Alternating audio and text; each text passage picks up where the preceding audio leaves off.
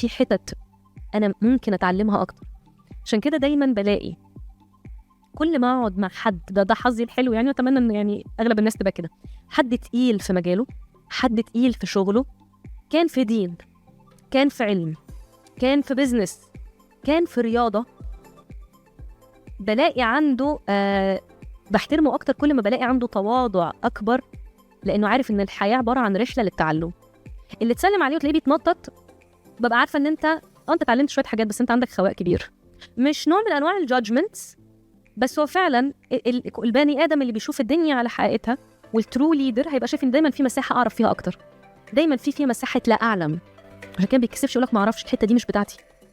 فالحاجة دي بالعكس يعني حاجة حلوة جدا جدا. فدايما الناس دي الواحد يحب يقعد كده ويسمع منها، يقعد زي التلميذ ويعرف حجمه ويعرف قدره ويسمع.